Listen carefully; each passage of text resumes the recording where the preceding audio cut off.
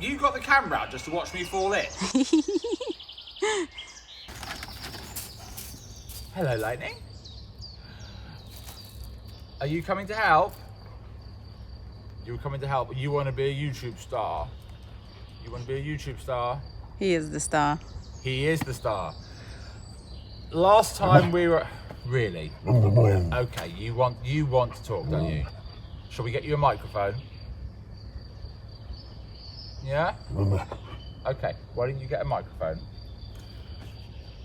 Right. As I said... He wants to start the opener. Really? Hello and welcome everybody to Chateau Life. Virtual translation of a dog. Okay, last time we were here, I was weeding the gravel up to this area. I'm just finishing off the steps because that's what we have to do. And to keep it clean and tidy. They're all about to drop seeds, so we need to get them out big. Weed burners and stuff aren't fantastic. Then we're going to use something for all the smaller stuff. I did mention that we generally don't use pesticides, and great suggestions from everybody in the last video. Thank you so much. Weed burners, I have a large one, and there's some suggestions regarding a homemade non-pesticide weed killer. We're going to try all those out, but we're also going to try out a new tool. And in the corner over here you see lots of weeds, so not to worry, this is for another video project, and we're leaving these on purpose because I've got a new cool solution to show you all. Right, let's get on with this. And the project we're working on here today at the chateau is the front garden area, and it's this gravel area, this whole driveway path. It's very lovely and decorative. And if you'd like to see more about life in a chateau, living, renovating, and generally living in France, make sure you subscribe to this channel and hit the bell button so you receive all the latest notifications. The way the idea, or shall I say the tool, the new project came into my mind is I've been looking at Japanese gardens and thinking, why are they so weed free, right? All the sand and the gravel there is pitch perfect. And here, all I'm surrounded by is constant weeds. So I looked at the rake and went and got identical one. And the idea behind is if you rake the gravel every day, or every so often, the weeds and the roots of them lift up and the sun will scorch them and kill them, just like this. And then I realized that this little rake is way too small for this huge area for me to do. So I needed to find something else. And then I found this. This is huge. This is probably like a combine harvester of the rake world. It looks really mean, and I'm hoping this will be a much better solution.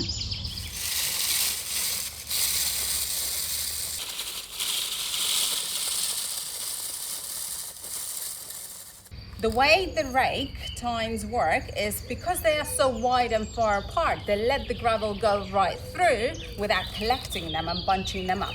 And the root systems of any weeds just get dug up and pulled out. This is what a normal rake would look like. See how it's just gathering all this gravel? Now this rake is great, but it could do with an improvement, just a slight one. The heavier the rake is, the deeper the tines can go, and therefore more weeds can get pulled out. At the moment it isn't bad, so I'm going to ask Billy for a little help on this. And what I would like to do is put some kind of weight bar across there to make the rake just heavy enough for it to sink down further. Found this, pretty heavy. What do you think? Let's give it a go, definitely. This is obviously quite old, so I don't want to go hammering and nailing things into it. What about this metal bar there, and I can just strap it to there to give it a go? I think that's the good idea. Basically, that's what we're after, yes. Cool. So before we strap it up, we're gonna just give it a go, and that is a good spot for it to stay.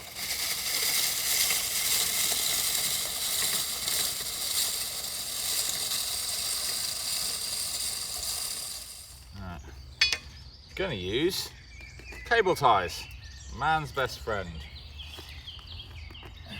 But mostly so we don't damage old wood of this in case we need to change this solution over. You know what they say? If it doesn't move and it's supposed to, WD-40. If it moves and it's not supposed to, cable ties or gaffer tape. There you go, perfect. Is that the same for kidnapping? If it doesn't move, gaffer tape. Yeah. If it works. Right, okay, thank you very much. And let's do the whole gravel.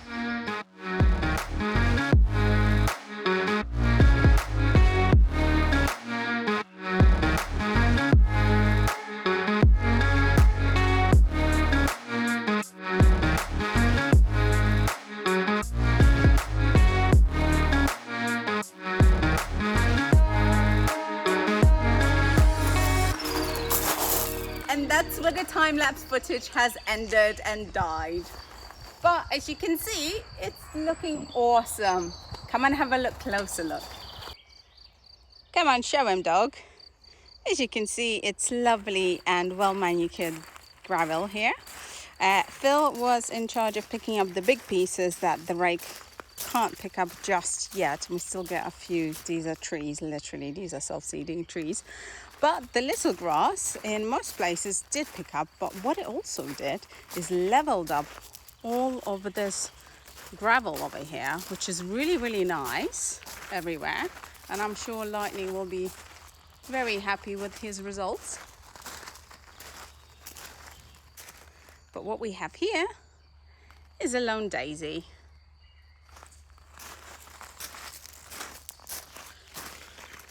I've left it here for now. I'm just gonna pick it and transplant it elsewhere and let it just self-seed in a lovely place. It's so cute. And here are some holes now from the weeds that Phil had picked out. I'll just go over it quickly with a rake to level it all out. But all the weeds have been collected and in there. And that was super quick and easy. I love this rake. And I'm just gonna do a couple more passes, I think, over here because it's the first time this gravel has been churned. So I can get maybe possibly these grasses out. That way Phil's got less picking up to do.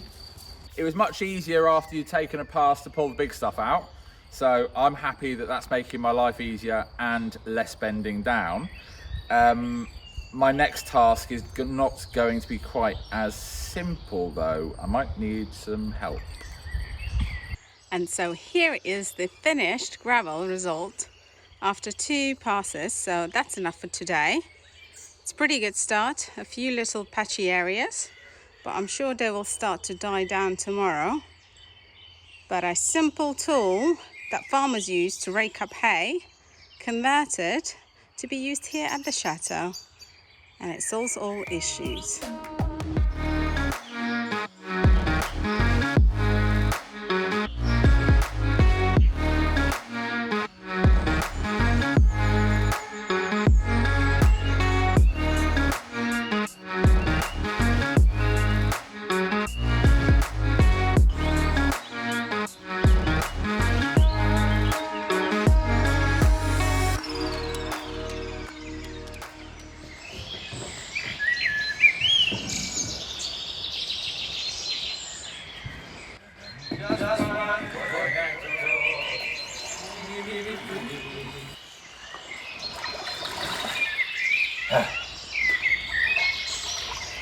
I don't think I'm going to be on the gondolas in Venice anytime soon. So apologies for making this look more work than it is. So tell everybody, Philly, why are you in the boat? I've got more weeding to do.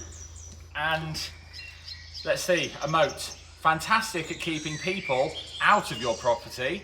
You know, so castles came with moat, stopping invading forces. Great defensive architecture. Doesn't really help when you need to weed the side of the building yourself. So I've had to get into the boat to be able to get rid of stuff growing in the side of the house. Great fun having a moat, and just in case there's any marauding forces, it'll help us keep them out in the future.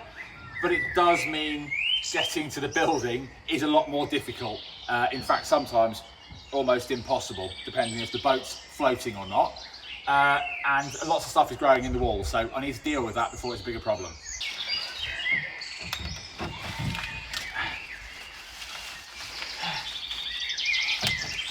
Right.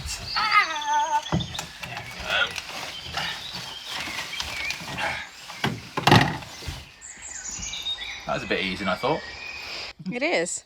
Well, in case everybody is wondering what that is, it's a tree.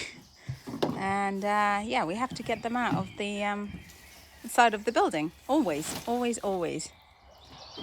Yeah, the building isn't as bad as the walls because it's obviously rendered. And we do get lots of questions about the building and its structural integrity with a moat and all the rest of it. The biggest issue is actually getting to it rather than problems that go with the water. It's just the fact that you've got 6 or 7 meters of water that's 1.5 meters deep between you and the building, which doesn't make maintenance particularly simple.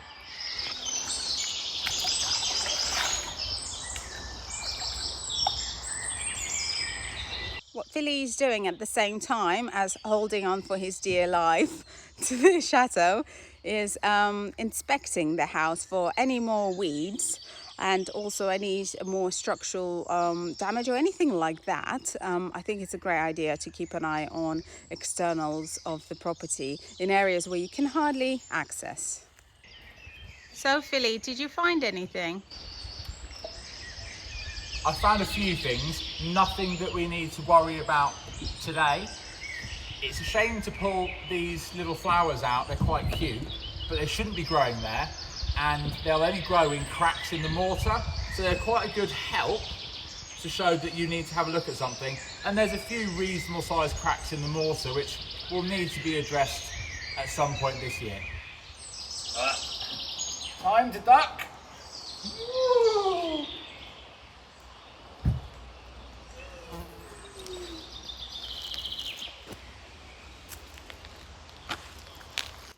There you are.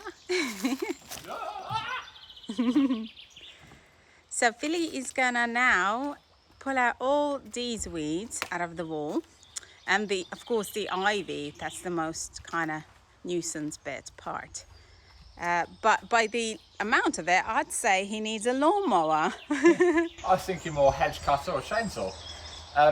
The other thing that I have been looking at is I've just been looking at this bridge, because as much as it looks in really good condition, it's good to see it from underneath, because this bridge is very old. We've got old postcards from 100 and something years ago at least with this bridge in, so always good to check it, as that's our only way in and out the back garden from the house. Indeed, it's a great time to check the whole structure, not just the building but anything surrounding it, and the entrances and exits are very important, of course.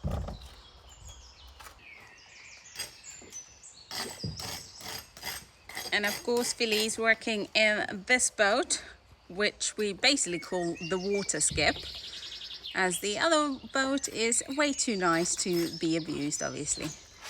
This one is plastic and very wide and sturdy.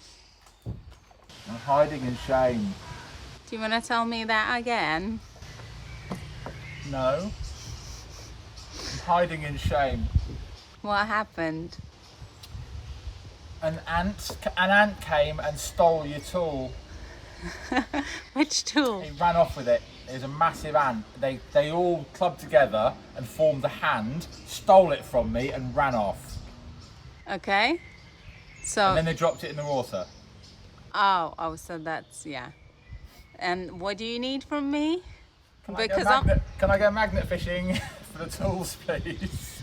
Yes, I'll get you my magnet fishing thing. Yeah! Here you go. Yay. I'm just really pleased that we got this nice little handy tool. This was all on purpose, so I got to show it off again for the viewer at home. Yeah, it's all for you guys. Spot the deliberate mistake. Yeah. But on a serious note, Philly does obviously drop quite a lot of tools into the moat. it seems. And, well, Angie's always to the rescue. You're making me sound like I just drop everything all the time. Well, I don't know. Take what you will from that. But, yeah, get it out. Come on. I haven't caught anything yet. Do you even remember where you dropped it? Because Yeah, last time you did the same thing and I had to find it in a completely different location. Yeah, somewhere down here. What about if it's like aluminium or non-metal magnety? You know? Because it is rather light. Stop ruining all my... Shall I get you a butterfly catcher so you can maybe... Yes! Ah. Oh, there he goes. Well done. Now don't do this again. I'm going to keep the magnet in the boat just in case. Look, you're advertising 2 tools. Yeah. Submersible!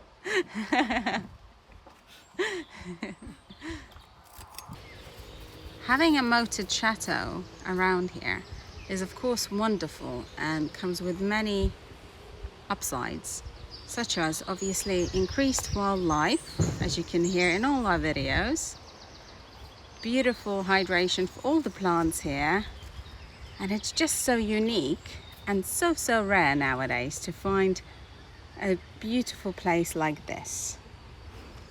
Don't you think, Lightning? You love this place, don't you? He loves it, and he loves all the fish friends he has here. Lightning is just looking down at Daddy and seeing how Daddy is progressing with the work of removing all the weeds. I know, my beautiful. Are you a good boy? Are you a good boy? Yeah? I'm going to be done in a minute. It's going to take me at least 10 minutes. Is that okay? I'll take that as a yes. Oh no. I'll be quick. It's okay, I'm safe. I'm safe. Yeah? Maybe he wants to help you with his paws. I actually think he wants to get in the boat. He does enjoy a little trip in the boat. You want to go for a swim, Lightning? Shall we go for a swim? Oh, you forgot how to swim. You want to go in the boat, Lightning? You want to go in the boat? Hello. No space in the boat today, mate. This place is really special.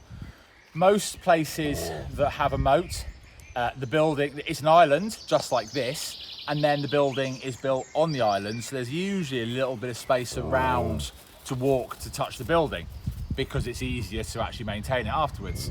Here, on 3 sides, it drops straight into the moat. So there you literally can't do anything other than get a boat up to the foundations of the building.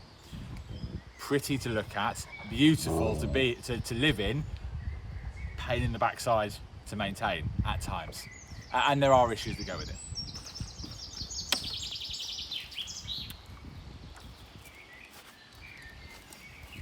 Oh, here's something I find quite often.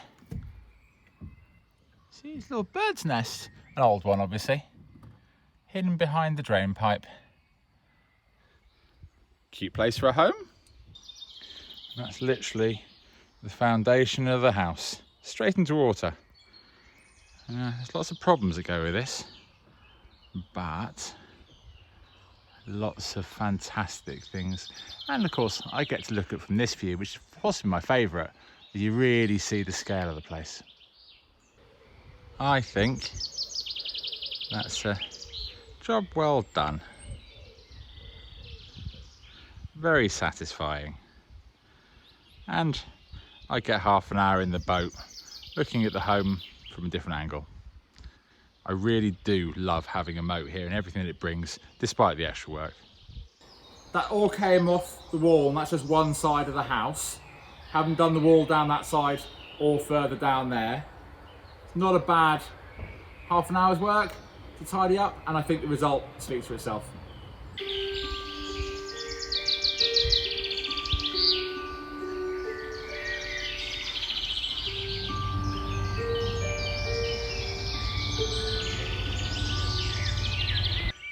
Job well done, I think, and a very satisfying one, because I actually love seeing the house from that angle. You know, not many people ever do, only me in the boat, and so it's something that's a bit special that no one gets to see. I thought though I'd answer a couple of questions which we often get about the house and the moat specifically. One of the big questions we always get asked is, does the moat cause any structural issues, flooding or damp in the property? And no, it doesn't, and I'll just quickly explain why. You can see the level of the moat, water, and how far away from the house it is. The level of the bridge is where the floor is inside. So there's a huge gap between the moat and where the floor would be, so no issues there. Another one often asked about is flooding, and we did a video on the moat system and how that all works. Link is in the description below if you haven't seen that one, but that explains how the place, all the water comes in, comes out, empties, and it can never really flood the house, which is obviously quite nice to know. We're often asked about basements, and there aren't any, as they be in-ground pool, but this is something I was talking about earlier in the video. Literally, the house drops straight into the water all around. There aren't really any structural issues. The issues are what I've shown you in the video, which is simple render stuff and mortar, which you'd be able to sort out particularly easily. Just this one, I've got to do it in a boat or a cherry picker. It's all worthwhile when you stand back, listen to the birds, and look at that view though.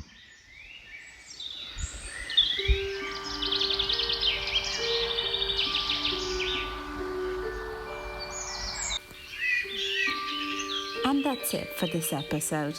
And we really hope you've enjoyed this one. And as always, a special thanks to our VIP tier patrons. If you'd like to become a patron, then simply head over to the link in the description. That will open the page with all the membership levels. You can read what each tier level offers. Also, a special thanks to anyone who buys us a coffee. Again, the link would be in description comments. And if you'd like to buy us a coffee, head over to the link to buy as many coffees as you'd like and leave us a message. We love reading all the comments sent to us with the coffees. And if anyone wants to follow us on Instagram or Facebook, the links are above now. And lastly, just thank you to everybody for watching our videos, especially those that let the ads run and help us with the little bits of pennies that add up for the channel. Thank you so much. See you next week. If you like this episode, then don't forget to subscribe and check out the other episodes suggested coming up on screen now.